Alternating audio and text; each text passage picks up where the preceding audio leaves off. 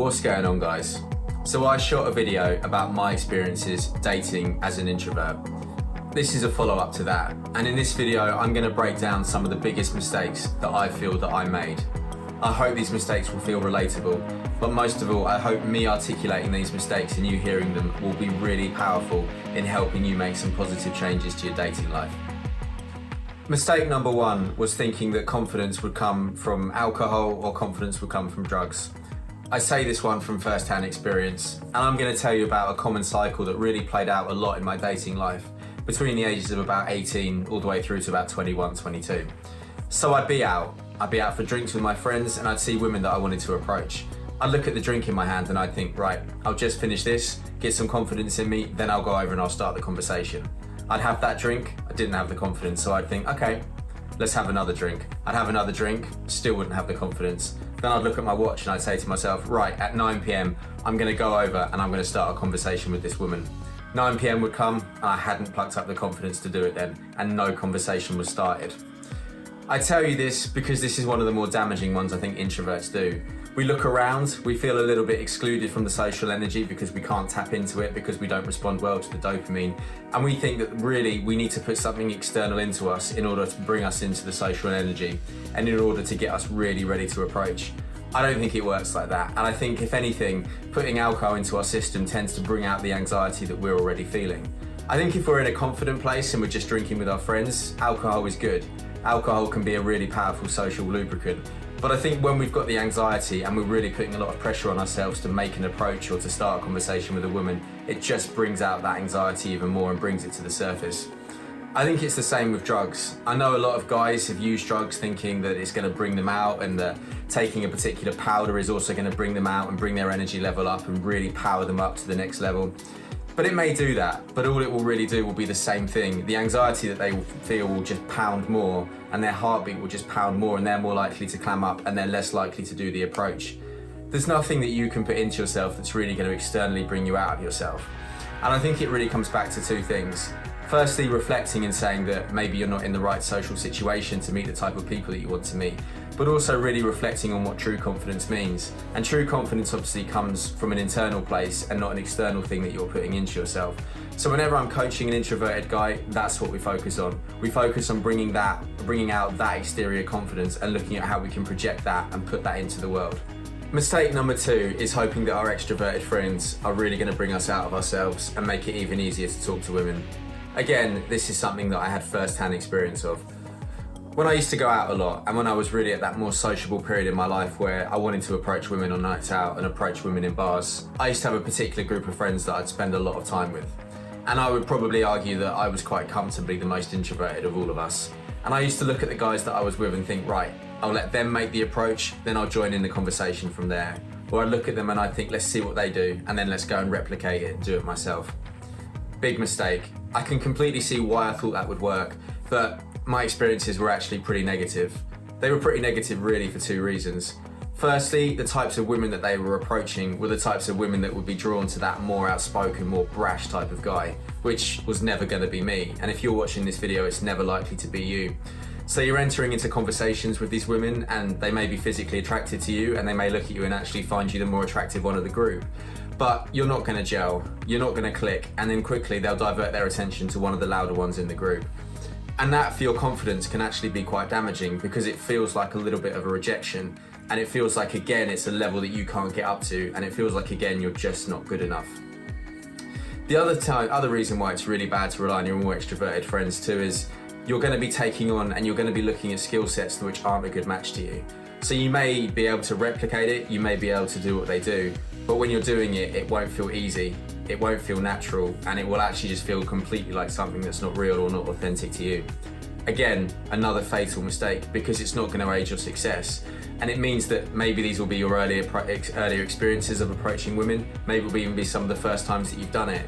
And if it doesn't feel right and you're rejected because of it, that's the connotation and that's the association that you'll make from approaching women. And that's dangerous to take away, because you'll hold on to that and you'll think that you're just not capable of doing it. So instead, linking back to the first point, it really comes back to working out the types of people that you want to meet.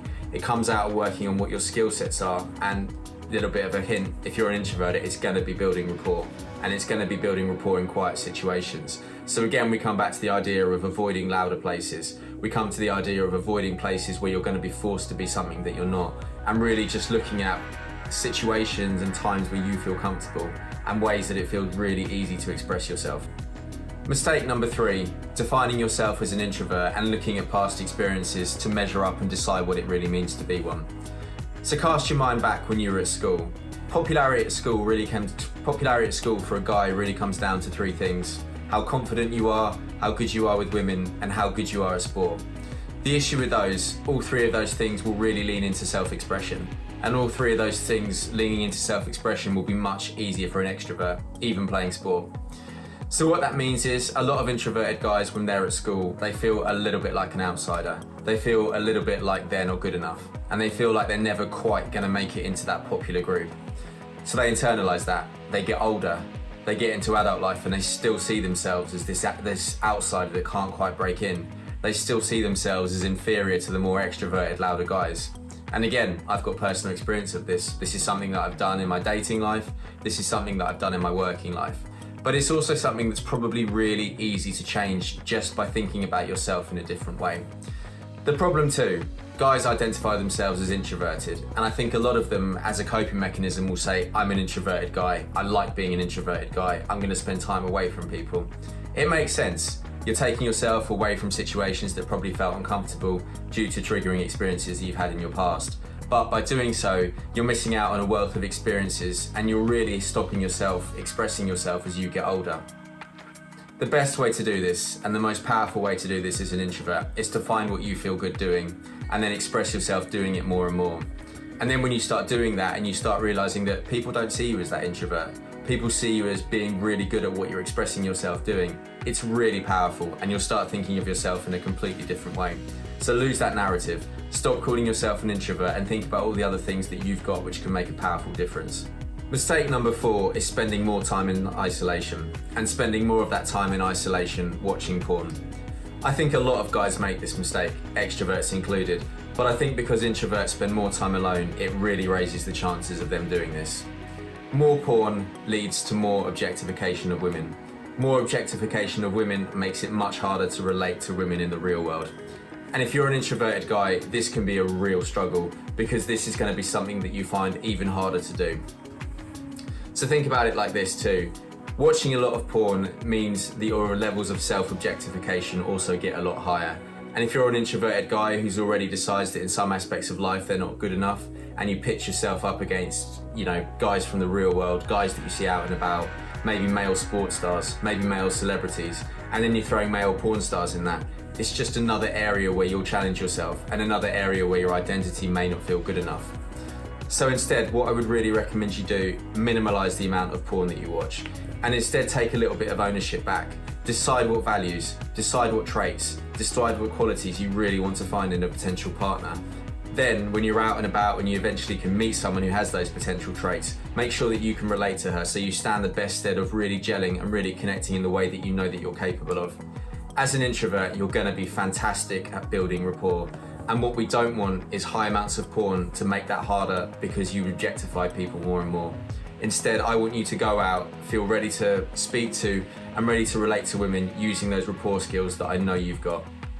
Mistake number 5, leaning into nostalgia and not taking ownership or not trying to create an exciting future. This one's a struggle. Nostalgia is a really, really powerful emotion.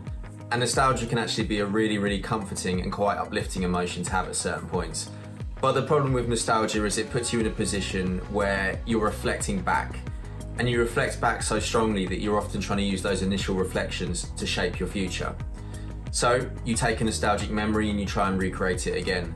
All that tends to happen is you end up creating a less good version of the initial memory that you had. This is something that introverts do a lot, and this is definitely something that I know I do a lot too.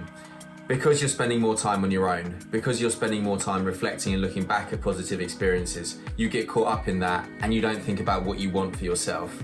And you get so caught up in that as well that you don't necessarily think about what you want for your future. That's damaging because it means that you're never progressing. And the less you progress, the harder it becomes to see yourself in a positive light. You have to think about it like this. The most important relationship that you're ever going to have in your life is going to be the one that you have with yourself. And if you're not excited about being yourself, if you're not excited about the future that you're creating for yourself, that's a problem.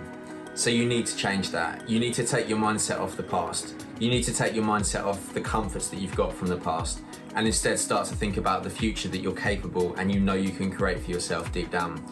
This is something that I've done, and this is something that having this YouTube channel has really helped me do. I love putting content out, and I'm really leaning into something that I feel I'm good at.